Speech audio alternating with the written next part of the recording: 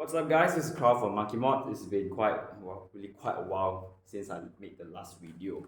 But yeah, today I want to bring you guys, show you guys this. This is the QWK H, the so-called overseas or international version, which is why it has a more friendlier, lower color, which is in not exactly a bright orange, but rather a darker shade of orange, which looks pretty nice in hand. But yeah, you don't get an orange muzzle any sort. Unfortunately, that was not an option when we talked to QWK. So you might have to do something about it, like maybe paint the orange, paint the barrel in front of the barrel orange color or something. But yeah, or do some 3D printing, some really cool striker style muzzle, whatever. Yeah, just let your imagination run wild if you can do 3D printing. But yeah, well, I've talked plenty about this blaster already, so I don't want to repeat myself. But anyhow, this serial number is 3193. Yeah, I'm not sure you can see it, but yeah, this is quite a later batch, which QWK has already ironed out a lot of bugs. Well, so much so that, I think it is quite reliable now.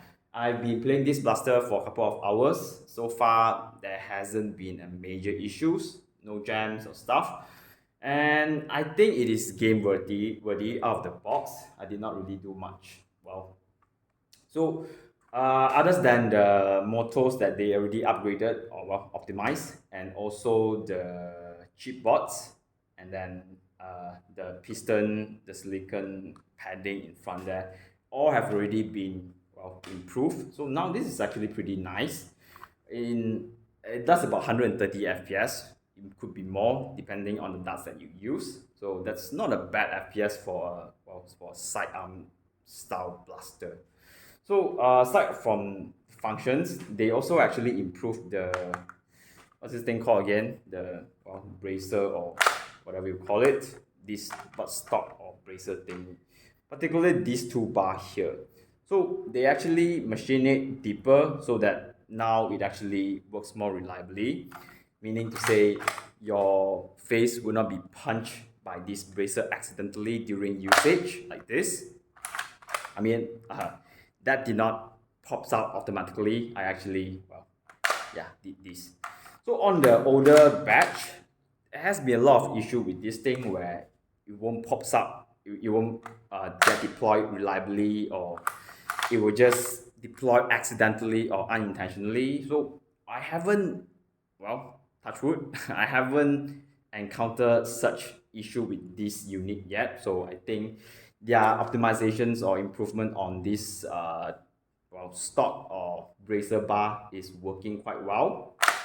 So yeah, probably that's probably the best part of this blaster. But yeah, that's pretty much it actually. There isn't much. Oh yeah, about the battery. So apparently there's a lot of complaints on the battery. The default stock battery, which is the shorter one, they discontinued that. Yeah, unfortunately, if you like the look of it.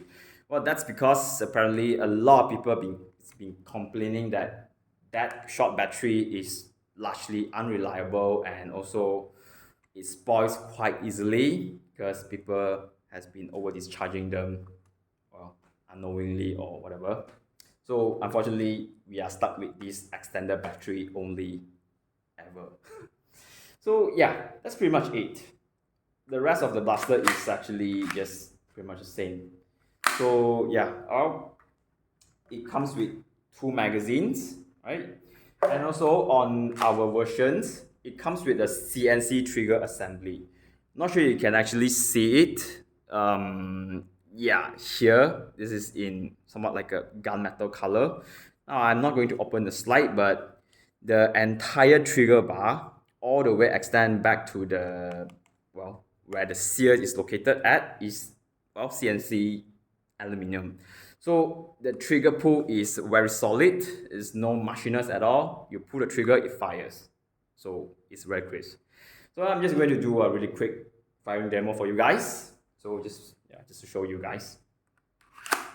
Right.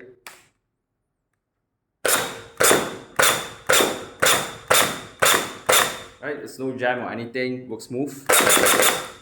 Right, that's one magazine out. Slide is locked back. Right, second magazine, let's just do a really quick mag dump. And yes, you can power stroke this blaster. And that's all the nuts fired out from the magazine. Right, no jam whatsoever. So far so good. I think this is it. I think this is probably the version that we can expect to work properly out of the box. Now, long-term wise, of course, we are not sure because this thing there's a lot of electronics, sensors, stuff in this thing. So it can't be sure that this thing will work forever. Probably not. So now, of course, we are working closely with QWK so that anything goes wrong, you can get the spare parts from us to replace it. Now, all that said, is the QWK H is not a complex blaster. The electronics are kept to the minimum. So in case of, and also modular. So in case of any components that goes bad, you can always buy from us. Well, for example, now we already made the entire chipboard and also the motor assembly available as spare parts. Some gears and also the thing called the micro switch available, and those are the parts that actually, well, the wear and tear or the parts that actually can go wrong. The rest of the blaster is not something that you can actually destroy unless you put a really strong spring into it and then destroy it, the shell or whatever.